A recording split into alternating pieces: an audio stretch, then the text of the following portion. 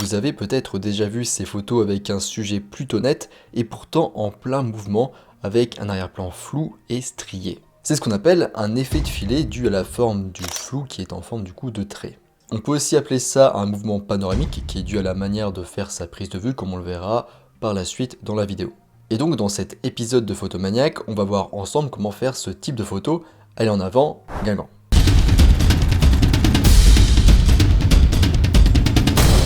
Avant de commencer, je vous rappelle qu'en description, vous avez accès à ma formation vidéo gratuite sur les bases de la photographie et aussi à mon guide gratuit sur les bases de la photo. Si ça vous intéresse, n'hésitez pas à vous inscrire et à télécharger tout ça en description. Et vous pouvez aussi retrouver le sujet de cette vidéo sous forme d'un article beaucoup plus détaillé pour ceux que ça intéresse. Je vous laisse aussi le lien en description.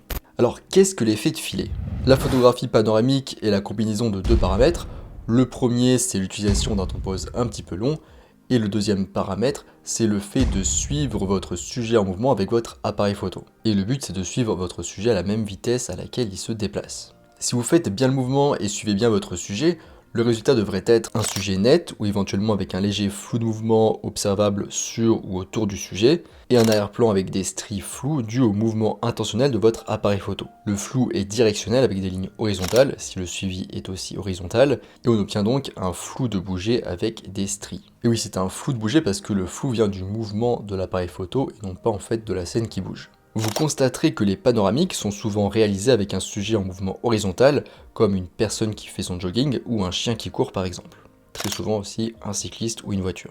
L'effet de filet retransmet le dynamisme, le mouvement et l'action. Et en plus de ça, le contraste fond flou sujet net permet de détacher le sujet de l'arrière-plan. Et en photo de manière générale, on cherche à avoir un sujet évident, donc c'est pour ça que cet effet il est très pratique à ce niveau. Et sans rentrer dans les détails techniques, le résultat il est aussi tout simplement sympa et assez original à voir parce qu'on le voit assez peu souvent utilisé dans les photos. Alors maintenant, comment faire un mouvement panoramique? Alors pour la composition, vous êtes libre, mais il y a quand même un truc qui fonctionne bien en général avec ce type de photo. C'est de laisser de la place à droite du sujet s'il se déplace de gauche à droite, et de laisser de la place à gauche du sujet s'il va de droite à gauche. Et quand vous faites ce type de photo, pensez aussi bien à votre arrière-plan. Il faut que votre arrière-plan contraste avec votre sujet pour que ce dernier ressorte bien. Il peut s'agir d'un contraste de couleur, un contraste de tonalité, donc sombre-clair, et bien sûr du coup d'un contraste de texture avec le flou et le net, comme on l'a vu plus avant. Mais j'ai quand même un truc important à dire à propos du contraste de texture. Pour avoir cet effet de strie sur vos photos, il est important que l'arrière-plan soit texturé à la base. Donc typiquement si vous faites cet effet, ce mouvement avec un mur comme ça, blanc lisse, eh bien en fait vous n'aurez pas cet effet de strie sur vos photos, vous aurez juste du blanc. Donc c'est très important d'avoir des choses à l'arrière-plan avec des formes, des textures différentes, etc. pour avoir cet effet de flou en strie derrière et avoir cet effet de contraste net et flou. Pour faire ce type de photo, réglez-vous en mode priorité à la vitesse, parce qu'en effet, c'est sur le temps de pause principalement qu'on va jouer pour faire ce type de photo. Donc le mode priorité à la vitesse, il est disponible au-dessus de votre boîtier en général, au niveau de la molette de prise de vue, donc je mettrai une photo en gros, et ce mode il s'appelle en général TV ou S en fonction de la marque. Et donc dans ce mode de prise de vue, l'appareil photo réglera automatiquement l'ouverture en fonction de la luminosité qu'il aura mesurée. Si vous laissez vos ISO en automatique, ils seront aussi réglés automatiquement.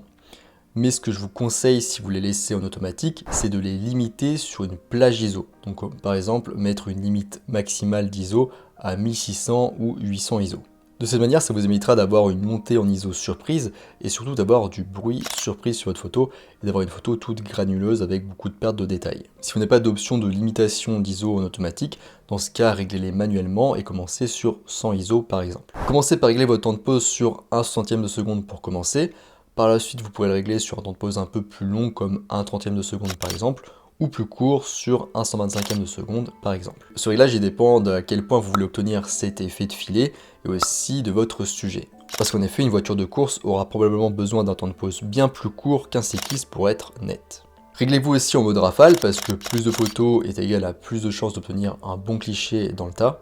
Suivez votre sujet avec votre appareil photo, donc pendant la prise de vue, mais ne le suivez pas uniquement quand il rentre dans votre cadre. Suivez-le avant, pendant et après, et tout ça dans un mouvement fluide. Gardez votre appareil photo et vous-même aussi stable que possible en limitant les inclinaisons et aussi tout mouvement verticaux qui pourrait venir perturber du coup votre panoramique horizontale. Et vous trouverez sans doute tout ça plus facile à faire avec votre œil dans le viseur plutôt qu'en utilisant du coup l'écran LCD à l'arrière de votre appareil photo. Allongez encore plus le temps de pause si vous photographiez la nuit, parce que déjà vous aurez sans doute besoin d'un temps de pause plus long parce que vous aurez moins de lumière, mais aussi parce que les lumières d'arrière-plan flou peuvent ajouter un superbe effet à votre photo. Comme on l'a vu, on sera en mode priorité à la vitesse et donc on n'aura pas le contrôle sur la taille de notre ouverture. Mais même si c'est le cas, gardez quand même un œil sur votre ouverture pour compenser avec les ISO si nécessaire.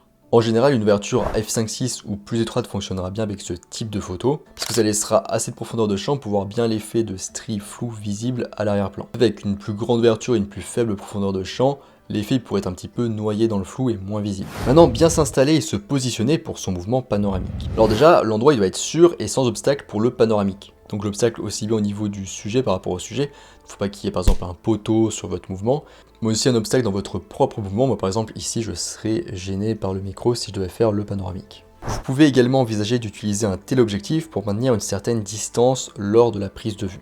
Et justement une distance assez longue c'est assez pratique, ça nous arrange, parce que ça permettra de faire plus facilement et plus rapidement la mise au point. Parce qu'en effet, parfois, si on est trop proche du sujet, on peut avoir du mal à faire la mise au point.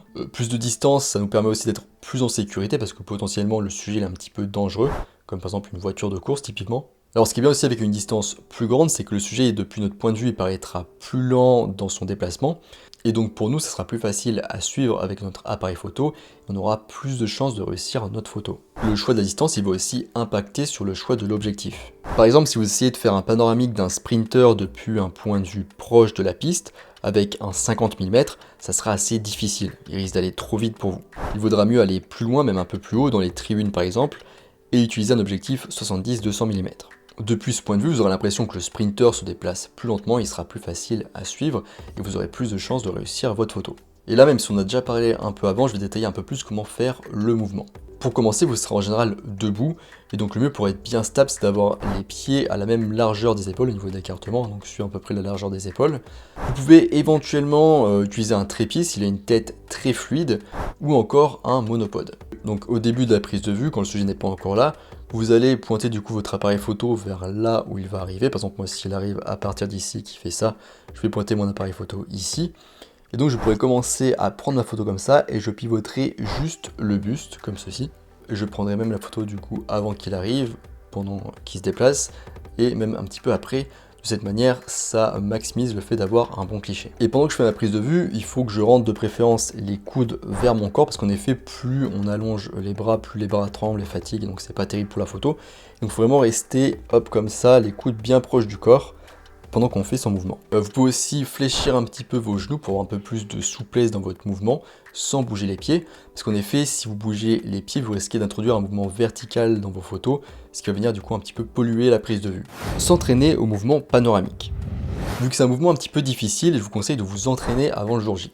Et pour vous entraîner, ce que je vous conseille c'est de vous mettre dans les mêmes conditions dans lesquelles vous serez le jour de la prise de vue. Par exemple, si vous savez que vous serez debout, entraînez-vous debout. Si vous savez que vous aurez un trépied, faites-le avec un trépied. Et si vous savez que vous aurez un monopode, et bien dans ce cas, entraînez-vous avec un monopode. Vous pouvez aussi décider de vous entraîner avec un petit peu tout pour être prêt dans tous les cas.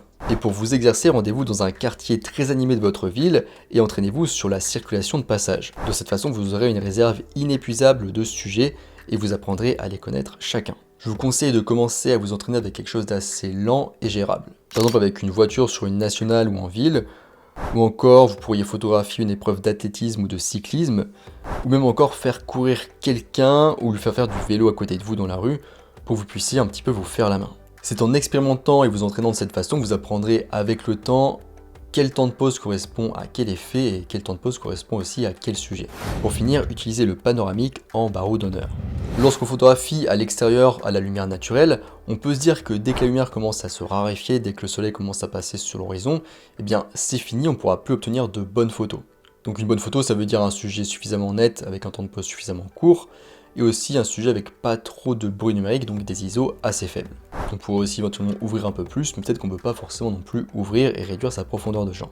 Bref, quand il y a moins de lumière, on pourrait se dire bah, c'est fini, c'est mort, je me barre. Mais au lieu de plier les gaules, pourquoi ne pas plutôt se mettre à tester quelques effets de filet avec un temps de pause un peu plus long? Vous pourrez alors obtenir des photos créatives, un petit peu des photos bonus par rapport à votre séance photo de base. Comme le temps de pause sera un peu plus long, vous ne serez pas obligé d'augmenter trop les ISO. Et en plus de ça, même si le sujet il est un petit peu flou pendant votre prise de vue, et ben c'est beaucoup plus acceptable qu'une photo normale, parce que c'est acceptable et normal en fait d'avoir un petit peu de flou sur son sujet dans les photos avec un effet de filet. On arrive à la fin de cette vidéo sur l'effet de filet ou le mouvement panoramique, j'espère que ça vous a plu. Pensez à mettre un petit j'aime, voire un commentaire si vous êtes bavard, voire à partager si vous êtes vraiment en forme et généreux. Pourquoi je vous encourage à faire tout ça? Parce que ça donne plus de visibilité à la vidéo et du coup à la chaîne, et pour moi du coup c'est très bien.